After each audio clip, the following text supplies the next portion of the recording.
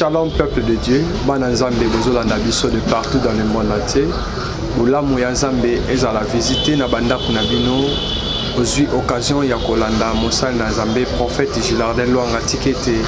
Bolamu ya Nzambe ezala visiter na kati ya vie na bino, ya mabota na bino. Bible zoloba biso, si tu crois, tu seras sauvé toi et ta famille. Okozala sauvé yo mon côté. Mais okozala sauvé na libota na yo parce que ozo croire na Jésus-Christ, ozo famille na yo opesango epa na Jésus. Bolamu ya Nzambe elanda yo. Avant tokota na kati ya émission na biso na kosenga na ndeko tu okanga misu na yo bisika ozali tozo bondela pona kobelela bolamu ya Nzambe likolo ya vie na yo na bondeli. Père éternel, le Dieu de tout puissant, Nzambe ya Abraham, Nzambe ya Isaac et Jacob. Kolo na pamboli peuple na yo. Ndeko nyonso tu oyo azui occasion ya kolandanga na émission oyo bolamu no Nzambe ezali kola vi na ye. Nyonso tu oyo eza ya yote ezala nil et sans effet na kombo na Yesu.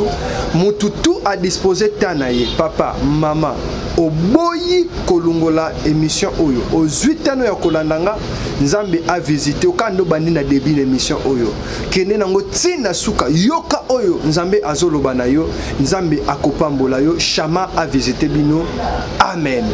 Tobeteli Nzambe maboko makasi, tobeteli Nzambe maboko makasi. Bolamu ya Nzambe esilite Nzambe apambola bandeko tu bozolanda biso. Nalobaki, c'est moi votre humble serviteur, prophète Gilardin Lwanga Mumbu Nabino. Et toyena émission oyo pona ko partager message oyo important de la part du Seigneur. Parce que la Bible dit tout passera. Liloba Nzambe et le kakate. Na jeunesse ezalaki liloba. Na Jean ezalaki liloba. Liloba nde epesa qui forme et pas ya mutu pour que mutu aza souffle de vie. Et Nzambe asalaki nyonso tu na liloba. Bible elobi boy na jeunesse. Lorsque Nzambe azalaki na premier jour, balobi akeli a créé comme tokolo ba créer likolo pe na se.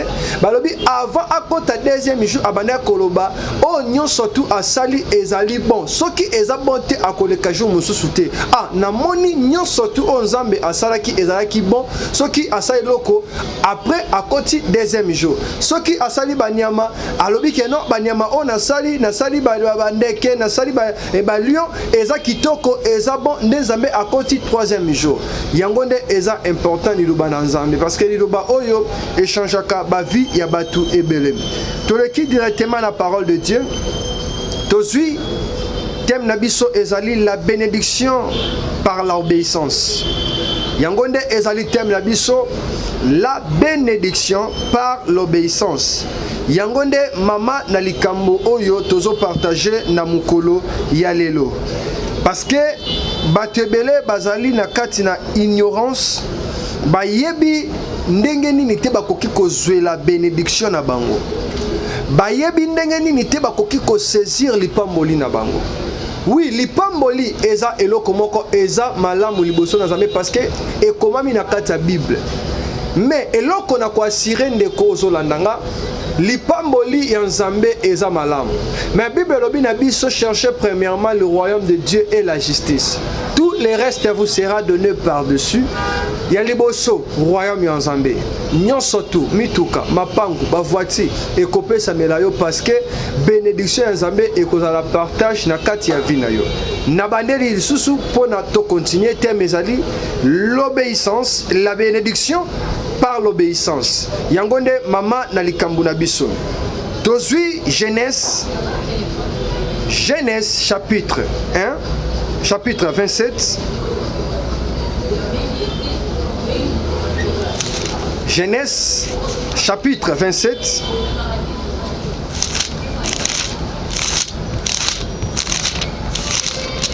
Awa Bible zoba na biso na Genèse chapitre 27 na verset 1. Genèse chapitre 27 de verset 1 jusqu'à 10 tozokita. Bible lobi boy. Isaac devenait vieux et ses yeux s'étaient affaiblis au point qu'il ne voyait plus.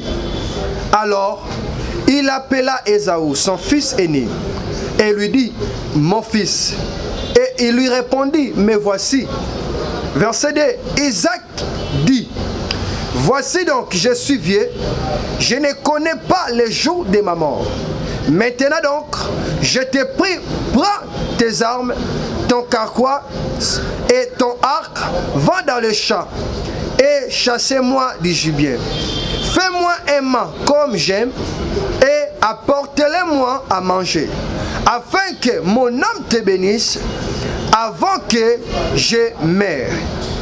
Rebecca écoutait ce qu'Isaac disait à Ésaü, son fils. Et Ésaü s'est alla dans le champ pour chasser du gibier et pour les rapporter.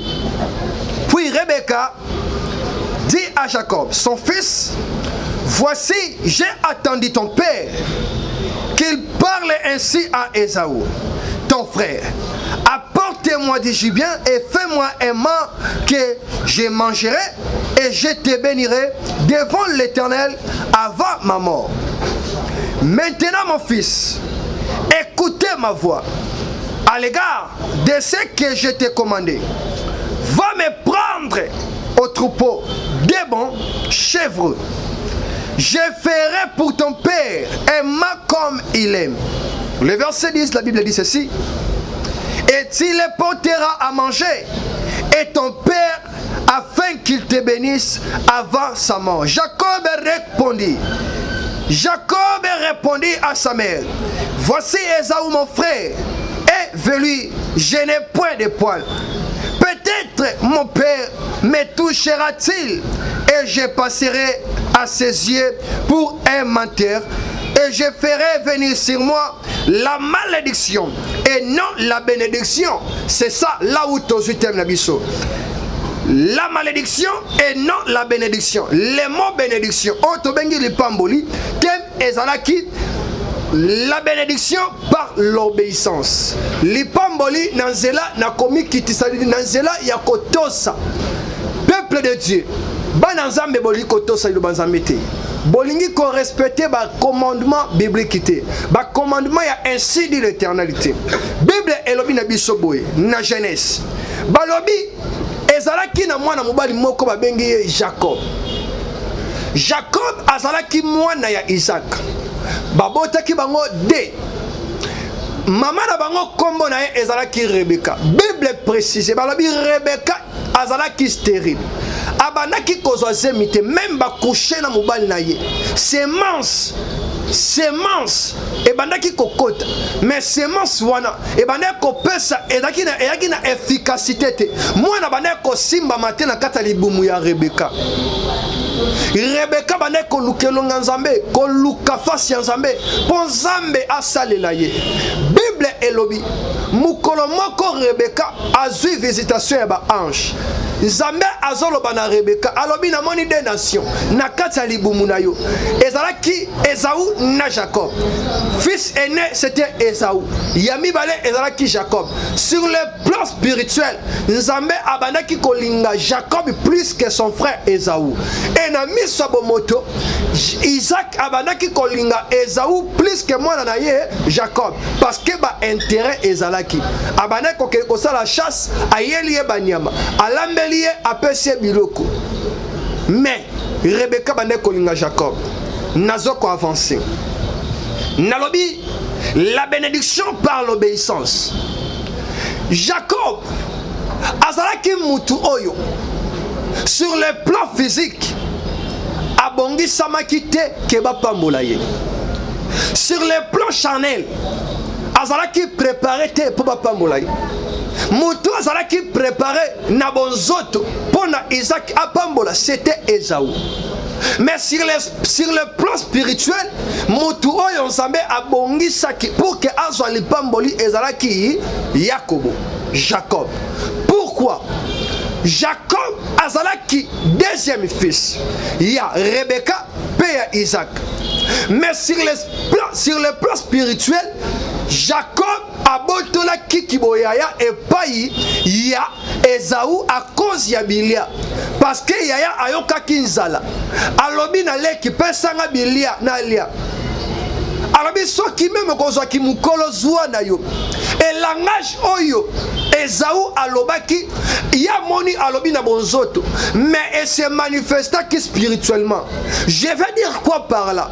Na kati ya vie na yo tout autre sala ka bien aimé yeba que non e bandaka liboso na spiritualité avant elle se manifester physiquement. Pas opambolama ezo senga ozala béni spirituellement. Soki état d'amino eza bénité spirituellement oza bénité physiquement okozala bénité okozala pauvre okozala oko avancer okozala pauvre parce que spirituellement tu es pauvre.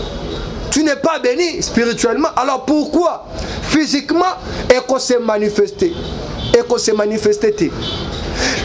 Esaü a monaki a lobby na bonzoto mais elle se manifesta qui spirituellement parce que sur le plan de Dieu Jacob azalaki mwana azalaki choisi na miso bomoto c'était Esaü.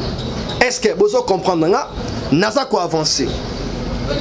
Rebecca ayoki Esaü papa na ye azoloba na ye kende lukela na biloko na lia ngana pambola yo aye epa ya mwana na ye alobi mon fils écoute ma voix alobi na ye yoka voix nanga à l'égard de ce que je t'ai commandé va me prendre au troupeau des bons chèvres yelanga nalamba lolenge papa alingaka.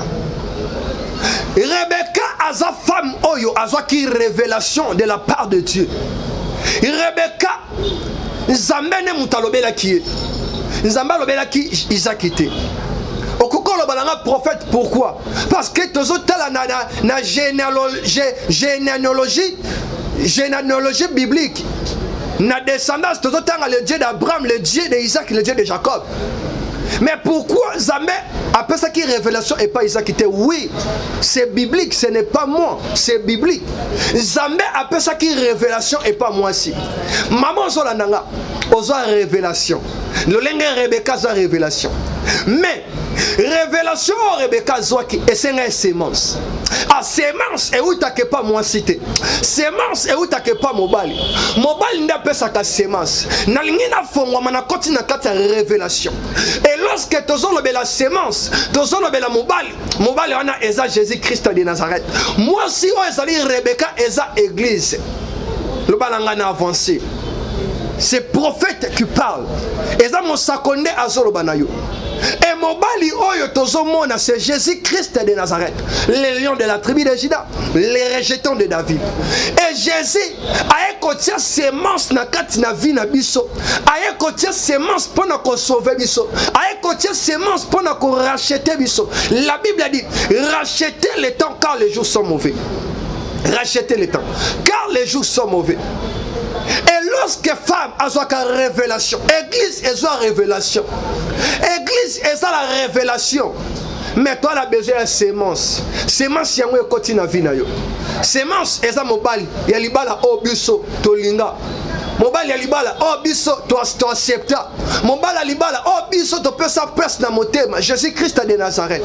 Yene na zote yo. L'homme de Galilée, l'homme de 33 ans, les lions de la tribu de Juda, les rejetons de David. Oh Zambe na bomoy. Asala kabika mwana kata ba vie ya bato. Yene nazako prêcher na tongo alelo. Yene nazako prêcher na midi alelo. Quoi au Seigneur Jésus te sera sauvé toi et ta famille. Rebecca lorsque ayoki voit ya mobali na ye akepa mobali te mais abengi mwana pourquoi azwaki révélation alors dit mon fils écoutez yoka voix na ngai à l'égard kende zwa troupeau yakanango nalambela papa na yo et Jacob a résisté dans la Bible résistance. Jacob a résisté. Ce qui osana kati ya alignement ya Nzambe, osana kati ya volonté Nzambe, bien aimé, qu'on résistait, parce que Nzambe ne apona kiyo. Parfois na vie na yo, ozolo bato botami 5, 10 dans famille, mais nazali deuxième, naza quatrième. Est-ce que naza na mot à dire? La situation eza ko se passer dans famille na bino. Sorcellerie à haute dimension, sorcellerie à bas niveau likolo, makambo za ko avancer te, makambo za ko évoluer te. Bien aimé dans le Seigneur, tikana sire yo, tikana lobana yo, Nzamba yebi yo, Nzamba pona pona yo nzamba benga yo nenga benga ka Jacob nenga pona ka Jacob nzamba yebi yo atoza mwana suka atoza quatrième nzamba poni kaka yo parce que ozo croire na Christ parce que ozo nimera ye et na vie na yo nzamba poni yo pour sauver famille na yo loba si tu crois tu seras sauvé toi et ta famille. Crois seulement en Dieu, tu verras ce que Dieu va faire dans ta vie, tu verras la gloire de Dieu. Au comment on a accomplissement, il y a le samo parce que Dieu t'a choisi. Zamba tu as mis à part, Nengataki Jacob mis à part. Le balanga prophète avance. Na avancé, le bas prophète avance. Na avancé, na fungola yo, au comprendre. Nini o ezako se passer na vie na yo. Na loba ki la bénédiction par l'obéissance. La mot bénédiction ezali pamboli. Ezali pamboli onzambe atie katina mutu. Onzambe atie katina mutu bien bébé. Mais l'obéissance, au coco à la béni, mais aux obéissante. Ah, pour nous à la béni, il faut aussi aux à la obéissant. Ce que ça na obéissance c'était aux à la bénité. Au coco le prophète olingo le bani. Ce qui aux a obéissante, bénédiction na vie na yo ekoyate. Parce que aux croire na Christ était. Aux croire na Christ était. Et Jésus azali mobala libala. Jacob ake asali kaka o mama na lobaki akei azui aye mama nde ayebi secret mama tikala lobala yo yene muto yebi secret papa ya ndako oyebi mobali na yo aliaka fumbwa batia nzombo oyebi mobali na yo aliaka biloko tel oyebi mobali na yo alingaka gutel yo nde muto yebi parce que ça la révélation mama parce que nzamba pona yo ba mama bili bozola nanga bozwa révélation parce que muto za ki révélation c'était Rebecca ezaki Isaac était mais Isaac azaki na nzambe Isaac azaki déjà mutu oyo miso bande komona te pourquoi kaka tangu miso kufi nde Isaac ayeko pambola ayeko luka bénédiction pona ko tikela mwana na ye tikala loba na yo lipambola nzambe tangu nzamba zo pambolo azokanga miso yenda za mobali yo oza mwasi aza église nzamba kangi miso na ye parce que lipamboli po ozo lipamboli ya makasi na vie na yo esenga foto kanga ka miso na kangi miso na benir yo zala beni na kombo na Yesu lorsque miso comme ka faible ndebisika o makasi ya mutu ebimaka ndebisika oyo spirituellement ba fort eyaka na lobi zambe apambola ope afungola vie na yo to ye na désobéissance les mots de désobéissance peuple de Dieu lungola désobéissance na kati ya vie na yo. Désobéissance. La désobéissance est un péché. Ah, au comme prophète, la bénédiction par l'obéissance. Est-ce que vous comprenez? Et toi, si vous expliquez le mot désobéissance, c'est quoi? Désobéissance, bien aimé, l'ungola wana vie na yo. Zala obéissant à la parole de Dieu. Zala obéissant à la principe biblique. Zala obéissant à la vie chrétienne. L'ungola désobéissance. Désobéissance est l'okoma ben à la vie à moi dans Zambie. La désobéissance est un péché. Ezali soum. Au comme un prophète, ezali soum pourquoi? Ezali soum. N'a pas sur exemple. Comment? 1. La chute de l'homme fit une désobéissance à un commandement de Dieu. Malgré l'interdiction de Dieu, elle prit de son fruit et en mangeant, elle a donné aussi à son mari. Et dans la Genèse, chapitre 3, versets 1 à 6. Au comment on a besoin d'expliquer biso natine et moi mobile obabengi Adam na Eve. Balobi balia kimbuma. Na debi bazaki na obéissance, mais désobéissance c'est yaki. Lorsque désobéissance c'est kota kanakati ya vie ya mutu, nzambe a se retira kanakati ya batuana. Nzambe alungwa kanakati ya vie ya mutu. Ba don spirituel non ekolungwa parce que oza pasteur, ozo landanga. Oza apôtre, évangéliste, prophète, docteur. Okotisa désobéissance na ministère na yo. Tala ndenge nzamba tiki yo. Ozo luka batu, ozo bonde pona batu, mais changement ezo kota te. Ozo luka omona même makamba batu omona kalisusu te parce que désobéissance tant kotaka nzambe a se retira kana kati ya mutu omona ministère na yo eko avancer lisusu te makambo zo simba te.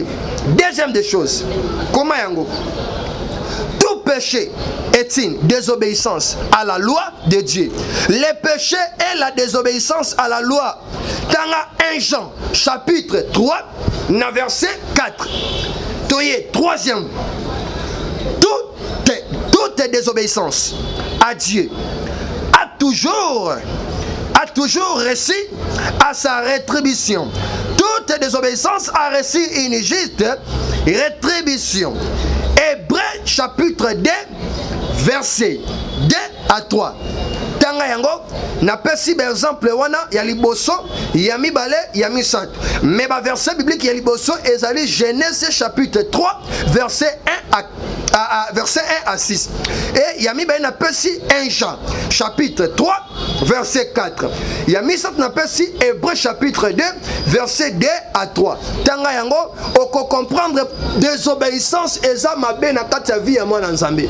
Lungola désobéissance. Zala obéissant na kati ya parole de Dieu. Yo zolandanga. Yo oyo ozita na yo ya kolandanga. Zala adorateur. Liboso na nzambe. Dieu cherche les vrais adorateurs qui adoreront le Père en esprit et en vérité. Bien-aimés dans le Seigneur, il y a une différence entre l'adoration et la louange. Nzambe akota na kati ya vie na yo. Nzambe asalelo bolam. O vivre bolam na Nzambe. O vivre bikamo na kati ya vie na yo. Bien-aimé, nga on azoleka na émission na yo. Nzambe asovanga abikisanga na kati ya liwa nazika na kati ya ndaku moto epeli biloko tu ezika ya batu biloko nanga ezika na kati Nzambe ya lola lokola nazaki obéissant na kati ya liloba na ye à cause ya obéissance Nzambe abimisanga na kati ya moto. Malgré moto bandade ya kozwanga mais Nzambe lobi okokufa te parce que tana yo ekokite. Chaque chose a son temps. Bien-aimé dans le Seigneur, nabima na kati ya moto bouf, nabimi na kati ya moto. Na se retrouver libanda. Nzambe apesanga force jour wana nabima libanda. Ndako exposé, groupe ezaki na kati exposé, tout est terminé donc mitraille. À cause de l'obéissance. Zala obéissant. L'obéissance est que la danger na kati ya vie na yo. Obéissance est que la liwa. Obéissance est que la pratique ya mabe. Et que la pratique ya mabe. Na kombo na Yesu. Na kombo na Yesu. Nzamba salelo bolang. Ezala bande kwebele bazolanda be mission. Bazobenga. Bazomona loboko Nzambe, bazomona miracle na kati ya ba vie na bango, pe bazo témoigner. Ezala batu oyo bazobenga, ba témoignage eza tellement ebele, moyen tout ça ba témoignage ba na ba TV ezate. Mais naza ko assurer yo. Bola mo Nzambe silité. La bénédiction de Dieu et yaka na kati ya obéissance. Soko respecter ba principe. Soko respecter liloba Nzambe. Soko respecter makambu oyo Nzambe azoloba na yo. Na kombo na Yesu. Soki o respecter. Lungola désobéissance na vie na yo. Eza diable. Ève akotisaki désobéissance. Yango Nzambe a se retira ki kat na bango. Akotisaki désobéissance. Yango Nzambe alungwa ki kat na bango. Papa ya Gédéon akotisaki désobéissance parce qu'akotisaki banzambe mosusu. Et c'est qui Nzambe benga Gédéon va héros. Atteindre mission, abattre ba mandia comme un seul homme. Si quand le ballon la vie na yo, ni ne tiendra devant toi. Malgré ma problème, ni ne tiendra devant toi. Malgré ma situation, ni ne tiendra devant toi. Tant que tu vivras, Dieu azana yo, Nzambe azotambola na yo, azobatela yo, azoprotéger yo. Olinge miracle, miracle eyaka mais zana obéissance. Olingi mbongo eyaka zana obéissance. Olingi ozwa mwana ba avortement ozwa kazemite ba problème na yo ezo continuer toujours ezo simbate na lobi na yo malgré ba situation zo vivre malgré makambo oyo zo kuta nango tika na loba na yo tika na assurer yo na lobi Nzambe azo silisa ba problème na yo ozo mi poser ba question na bonde la kamingi na luka kelo Nzambe na sala ba sacrifice na pesa ba dîme na pesa ba offrande na sala tout mais na zo amwana te na sala tout mais na zo amukanda te na sala tout na sala kana zo ambongo mais mbongo nanga e ambongo ba projeter e ambongo ba gaspillage ozo sala masumu mon cher mon frère olingi Nzambe a sauvé yo bien aimé Nzambe alinga bikisa yo racheter le temps car les jours sont mauvais racheter ba situation oyo zo kuta nango malgré zo continuer le Seigneur pourvoira. Nzambe azotambola, Nzambe akosunga yo. Jérémie Zoloba, Bible Zoloba, Jérémie 15, 18. Pourquoi ma souffrance est-elle continuelle? Pourquoi ma plaie est-elle douloureuse et ne veut-elle pas se guérir? Serait-il pour moi comme une source trompeuse, comme une eau dont on n'est pas sûr? Pourquoi ma souffrance est continuée? Pourquoi ozobotate? Pourquoi ozobalate? Pourquoi divorce yango ezokota kalate boke na possesser sa divorce? Il y a divorce. Pourquoi na divorce? Pourquoi makambo ezosimbate? Tikala lobala yo Nzambe azosalela bolamu. Zala obéissant. Nazo partager nos lelo natina obéissance. Obéir à la voix de Dieu, tu verras ce que Dieu va faire pour toi. Obéir à la voix de Dieu, Nzamba kosalela bolam. Obéir à la voix de Dieu, Nzamba kosalela bolam. L'obéissance est très importante na kombo na Yesu. L'obéissance, peuple de Dieu. Sokoza okobéir na voix ya Nzambe. Tango kobenganga, maman, zalaka kana obéissance. Dieu a dit à Abraham, quelle est l'histoire d'Abraham?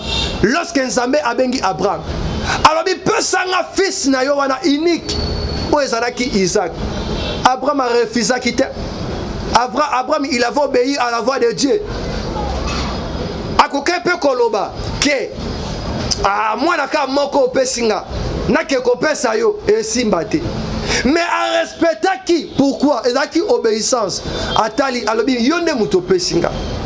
Yonde mutu opesinga mwana o. Malgré Sarah a komaki na âge à ménopause na 99 ans. Mais yonde muto pesi. Lokola yonde muto pesa na kosala nini na kozongisa. Nzamba peso libala opesa Nzambe nini? Nzamba peso musala opesa Nzambe nini? Oza obéissante. Ozo kanga basala Nzambe balukuta. Ozobonde la ba situation ont changé te. On changé déjà ba pasteur combien la vie na yo parce que manque ya obéissance. Yo Moussa na yo kaka ba prophétiser pour na yo. C'est comme hier à prière. Oki mano ba prière. C'est comme hier à ba sacrifice. On respecte ba sacrifice. Mais ozobo sana secret, il y a bénédiction et ça obéissance. Secret, élévation, et ça obéissance.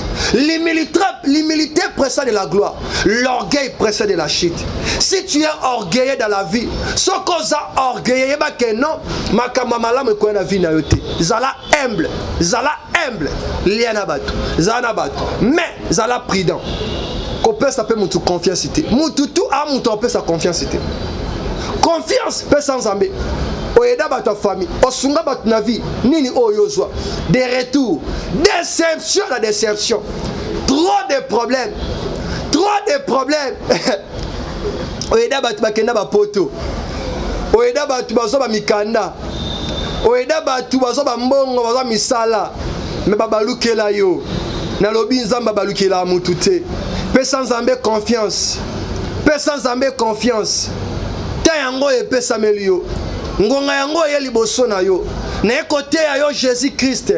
Na côté ya yo l'homme de Galilée. Na côté ya yo l'homme de 33 ans. Boîtier de naissance na temple. Pierre et Jean balobi je n'ai ni or ni argent. Mais c'est que j'ai. Bazaki na nini? C'est bazaki na Jésus Christ kat na bango. L'homme de 38 ans. Na piscine ya Bethesda. A Lucas solution à Zoate. Mais un jour mutu oyo abanaki kwa ko jeter mai. Les problèmes balobi soki mai eningani mutu akobwaka ba mutu liboso ndene mutu akozala guéri. Mais cet homme mai eningana lango azo force akobwaka na te kokoya na quantité. Mais sengaka un jour l'homme de 33 ans aleka na nzela na ye aloba na ye prends ton lit et marche. Boîtier de naissance baloba na ye je n'ai ni or ni argent. Jésus-Christ alobi na yo prends ton lit papa et marche. Maman prends ton lit et marche. Maman zwa solution na problème oyo zanango. La situation ni oyo ezo continuer. Jérémie lobi yango. Souffrance ezo continuer. Douleur ezo continuer. Tika loba na yo. Pourquoi ezo continuer? Parce que oza na obéissance cité. Oza désobéissant. La désobéissance. Tozo kende presque à la fin. Pour na to bondela. Pour na to prier. Bolamu ya nzambe ezali kola vina yo. Maman, papa, kotika nzambe te. Kobwaka nzambe te. Nzambaza na besoin na yo. Nzambaza na besoin asalelo bolamu. Nazo déclarer parole prophétique o likolo ya vina yo. Etambwisa yo. Etambola na yo. Ezali kola bomoy na yo. Soko zananga d'accord. Soko zananga d'accord. Zala concentré, zala connecté, zala branché parce que nazo déclenché parole prophétique na vie na yo. Nazo déclenché parole prophétique na vie na yo. Yango siko ekoti na bomo na yo. La première des choses, tu n'es pas né pour être un problème mais une solution. Tu es né pas pour être une charge, mais une chance pour les autres. Alléluia. Alléluia. Tu n'es pas né pour être un regret, mais une bénédiction. Une bénédiction pour les autres. Pour na yo, pour na bomo na yo, pour na vie na yo, pour na libota na yo, pour na makambu oyo ozokuta nango. Tika nzamba lola asalelo bolam. Malgré la situation oyo zokuta nango na lobi na émission oyo soko bengi omoni loboko ya nzambe. Prophétie eza mabete. Ozana besoin oleka na consultation prophétique. Batebele na Canada, na États-Unis, na Suisse, na Londres, na Paris, na Belgique, na Allemagne. Bazobenga. Bazoleka na consultation prophétique. Après qu'on les a consultation prophétique, lorsque le prophète a l'équipe sur la consultation prophétique, c'est gratuit. Dans la Bible, il y a offert. Oyeba volonté nzambe na vino ezanini. Oyeba nzambe alingini na katabo moinayo. Na la Bible, consultation prophétique est offert. Donc c'est gratuit, tu peux s'appeler gratuit. Benga na numéro 1 na opesa na kosakola po na vinayo. Prophétie échange à la on peut via moutouté. Douter na prophétie mais quand un prophète naza koloba na yo prophétie échange avec mututé mais yeba volonté ka ya nzambe soko yoki prophétie na yo papa maman ozolanda nga tokota ba prière na memo na ba losambo o témoigner ndenge papa o a témoigner o témoigner ndenge maman o a témoigner pona bolamu ya nzambe tika ete efata ebeta na kati ya vie na yo nzambe asalelo bolamu nzambe akota likambu na yo nzambe a changé ba situation na yo makambu oyo ezo continuer elunga na kati ya vie na yo cette fois-ci nzambe a fongoli vie na yo cette fois-ci soko bengi bolamu nzambe ezo kota na vie na soko bengi nzambe azo kota miracle na vie na yo mama ozolanda nga makolo na yo wana makolo no simbango simba makolo no kaka nozolanda nga mama ozoka ba douleur kolela pasi balingi batsa malade ya rhumatisme na kati ya makolo na yo ke yo obimaka lisusu te parce que oza courageuse papa yo balingi batsa malade na kati ya vie na yo bapeso malade ya paralysé obimaka te ba déstabiliser corps na yo nalobi miracle kota na vie na yo miracle kota na bomoi na yo kaka ndenge obéir la voix ya nzambe kaka ndenge obéir na parole de Dieu liloba oyo eza ya ngate liloba oyo ya eza ya mukolo nango Jésus Christ Christ de Nazareth. Kaka nengo tosi yamba miracle. Makolono mama ebika. Papa maladie mon côté kozoyo. Problème mon côté kozoyo. Balobo kobota te mo kobota. Balobo ko sala te mo ko sala. Balobo ko voyager te ko voyager. Balobi okobala te okobala. Balobo ko divorcer te. Cette fois-ci, Zambazo koti sa volonté na kata vina yo. Cette fois-ci, choix nzambe ezo kota na kata bomo na yo. Oh nyo surtout ozobanda ko sala sikoyo. Ezo za na plein nzambe. Ezo za na kata volonté nzambe. Soki odutaka na nzambe na lobi benga. Omo na miracle. Na lobi na oboyi. Na lobi no boyi. Soko bengi ngai. Eza la batu misusu na vie. Ba bengama. Tonga bengi musala nzambe. Obondeli pona ye. Après 2 jours amoni pe miracle a témoigner. Bazali. Mais ba misusu ba bengama. Tonga bengi musala nzambe. Parce que guérison munda pesa kanzambe. Solution eza nzambe. Tango bengi ngai na bondeli pona yo. Cause la désespérité. Lungola désobéissance. Zala na obéissance. Oh tout nzamba koloba na yo à travers son serviteur que je suis prophète Gilardin Luanga. Et au comment on a accomplissement. Même ita esali 2 mois, esali 3 mois. Zala patient. To bondela. Cause la pressé. Ce cause a pressé. Yango zo kutana ba faux serviteur de Dieu. Ozo kutana ba faux pasteur. Ba landela yo. Ole kana consultation. Et pas d'orté. Toke naka consultation. Ba consulter yo. Po ba komelo ba kisi. Omela. Obika. Po ozo solution. Solution. Tant to melaka kis. Et ya kasumbala mo côté. Kis to mutozo melango. Tant ozo respecter ba kir. Ozo respecter maloba docteur aloba kinayo. Ndoko yoka changement. Ce qu'on respecte, est-ce que guérison cocotte? Je ne pense pas. Est-ce que kimia cocotte? Je ne pense pas. Bola muyanzambe ezali kola vina yo. Nakomi na suka kanga misuna yo. Ndeko za malade. Ozana problème. Zwa kaka mai na yo. N'importe quel mai. Simba yango. Nazo sala prière. L'esprit de Dieu s'est mouvé au-dessus des eaux. Moli mon ensemble eningana ki na mai na Genèse. Et Bible lobi na Cana. Na annonce Jésus na Galilée. Lobi mai et comment qui vient. Lorsque vino et silaki, vino ils ont représenté que symbolisait le sang de l'agneau, le sang de Jésus, le sang qui purifie. Si tu crois à Dieu, il y a un miracle. Père, Abba Père, le Dieu d'Abraham, le Dieu d'Isaac, le Dieu de Jacob, n'a déclenché miracle na katamai o, puissance na katamai o, mayo kombo nango guérison, mayo kombo nango solution, mayo kombo nango bikamwa, mayo kombo nango makamba mala, mayo eza mariage, mayo eza mukanda, mayo eza solution. Balobo ko divorce te melaka mayo, makolo na yo ebika, ba problème oza nango ezobika, tension, baliki ba bo mayo, ba paso ko kufa mokufa kala, mama ko kufa mokufa kala, ba luka tuba ile minomo oza na bo moyo. Tika ka ndenge ba rata yo, okota 2021 na kimia ba kozwa yo te. Mais na lobi ba tunyo surtout ba bundisa ko ane oyo esila te ba kufa. Batutu alukaba kitsa muntu na ona se zambe ako eliminer bango moko ezala papa na yo akufa, ezala mama na yo akufa, ezala ndeko na yo akufa, parce que zambe azo éliminer bato mabe. Ah eza zambe ngate eza zambe. Merci beaucoup. Nakomi na suka ya émission ezala ki mombu na bino prophète Gilardin Luanga naza moto pamba liboso na nzambe. Naza dignité ya kovanda liboso na bino. Oza papa nanga, oza mama nanga, oza yaya nanga, oza grande sœur nanga, oza petit frère nanga, oza petite sœur nanga, oza nyonso po nanga, toza pe âge moko. Mais eza kaka ngolu nde yango na telemi liboso na bino ko partager na bino oyo nzambe alobaki na ngai na tina ya obéissance na bénédiction. Bénédiction eya kate soki mutu a obéir te. Pona ozala béni, il faut obéir, respecter. Yango wana émission na biso yango wana eleki nzambe apambola mutu tu alandaki émission o disposa kitana yo.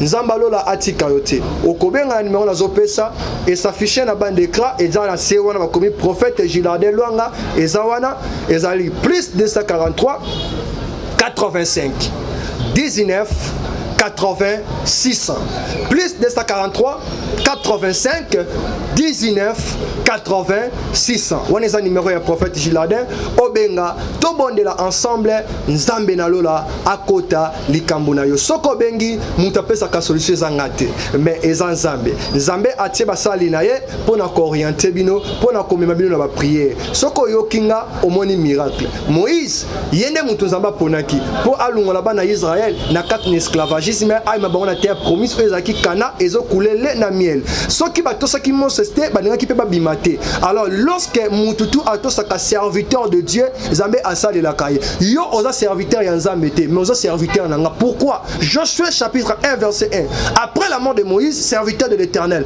l'Éternel dit à Josué, Moïse mon serviteur est mort, maintenant lève-toi, passe à ces Jourdains. Josué alaki serviteur ya Moïse tike pe opose à serviteur nanga po Nzambe akota likambuno Nzambe asalela yo yo ozoka Nzambe na nzela nanga nga na pesi message pa na yo. Que Dieu vous bénisse abondamment. On se retrouve prochainement. Ciao.